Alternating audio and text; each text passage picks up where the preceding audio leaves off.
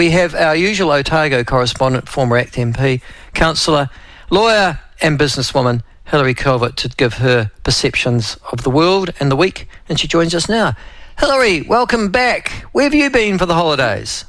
Happy New Year in Central Otago, in Oturihua. Oturihua. You who don't know, out between Ranfurly and Alexandra. And what was the weather like? Average. Yes, it's better. It's sort of, considering what the other version of the Met Service, is it Brandolino, whoever he is, was saying about the weather, and then with a straight face, I think, said, well, it hasn't been happening quite the way it might have because of the warmth of the sea or something, and this is a wee bit of different El Nino or whatever. They knew that the sea was warm 6 months ago, more than that. And at the end of their weather forecasting, at the end of their description of why it just didn't happen the way they predicted, they said, and here's the weather forecast for tomorrow. Well, how can you believe a word they say? Yes. Yeah, I have that view. Better off than it would have been if it was the weather we had expected. Yes.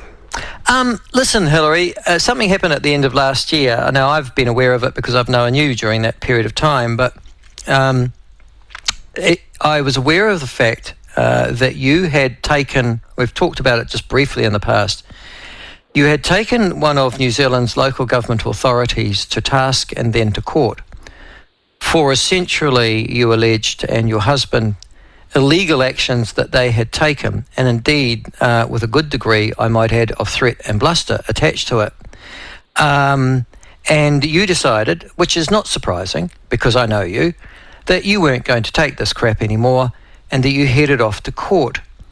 Can you give us a very quick overview of what the issue was that you had with the CODC, and then we'll come to the verdict, or at least the settlement that was reached before Christmas? Well, the issue was that we were doing a subdivision, and as you often would do, the subdivision is followed by building a house. And during the subdivision process, the council required us to give a right-of-way to a neighbour, which had nothing to do with us, or they wouldn't sign off the subdivision. And they then connected to that the idea that they wouldn't sign off the building consent things until they'd signed off the subdivision, which they weren't allowed to do. So there was two issues involved. One of them is requiring us to give a right-of-way that they couldn't, and the second of them was connecting this to building, and the combination of them meant that unless we did what they required us to do that wasn't quite proper, they wouldn't let the building get started. And so let me get this right. A significant thing. So you apply for a resource consent, which is, I assume, to subdivide so that you can. I think it was one of your children was going to build a house on it, wasn't it, initially? Yes. Then, which is fair enough, and you go there and they go, oh, by the way, I've got a problem over here, nothing to do with you, but we won't give that to you unless you sign away certain of your own legal rights, which has nothing to do with this, but we're going to tie the two together. Is that right? Yes. It's a form of blackmail, really.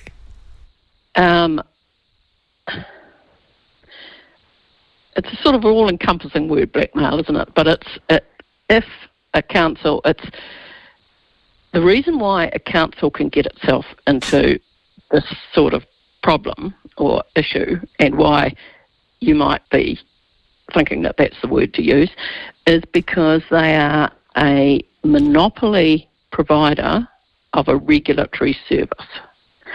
So if they weren't a monopoly, then we could have just said, well, we're not doing what you say, we'll go to someone else. If it wasn't a service that was a regulatory one that the government had sponsored, we wouldn't have to do what they said.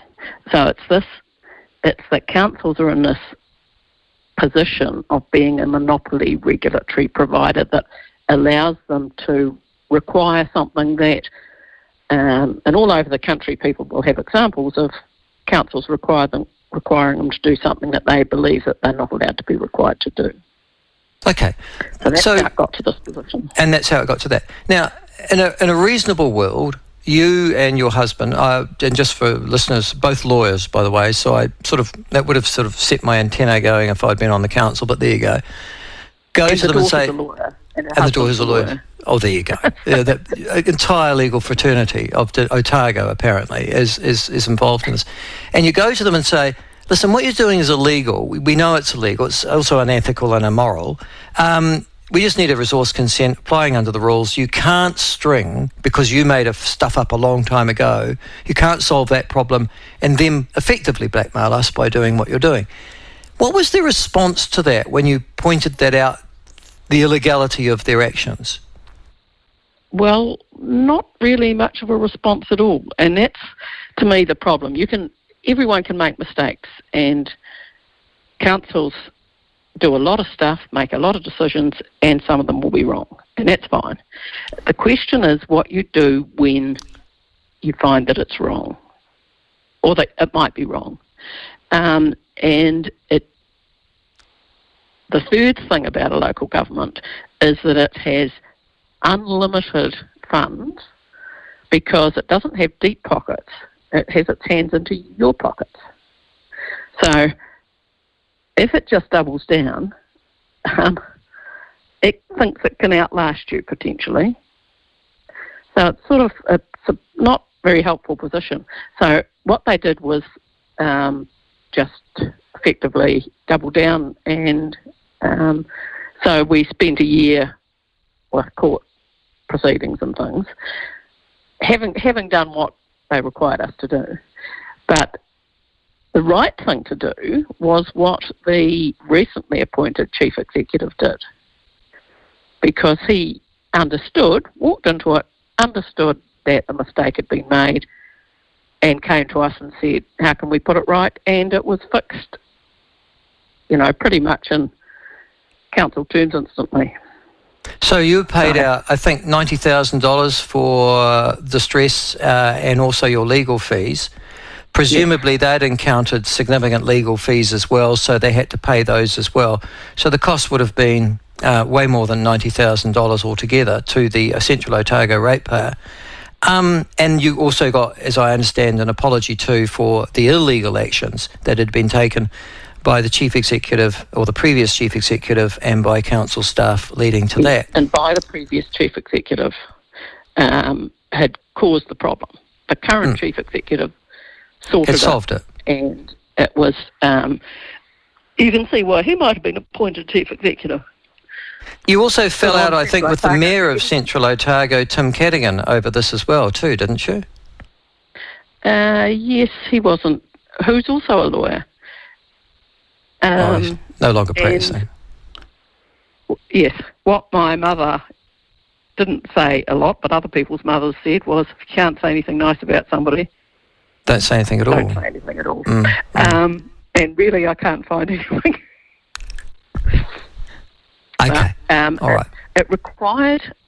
yes, but here's the problem for me. I've been a mayor. It's not a very hard job. If you stuff up, you go to your chief executive and say, what's the story here if we stuffed up?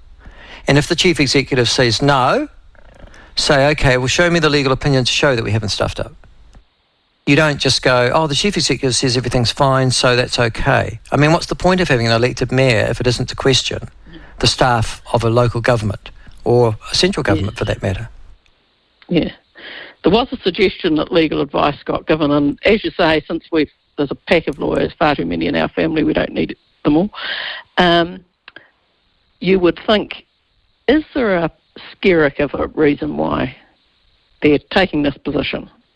A pack of lawyers, not just a lawyer. Is the reason that they just didn't like you? You think that your character was the problem, Hilary? That you've just got an offensive personality and they were offended by it? It's possible, but I think in the end it reflects on the character of the institution. Others. Yes, that's right. An institution doesn't have character. Have character. The chief executive, the mayor, and others have a character that can be good, bad or indifferent, but the institution doesn't. It gets its flavour from those leading people within it.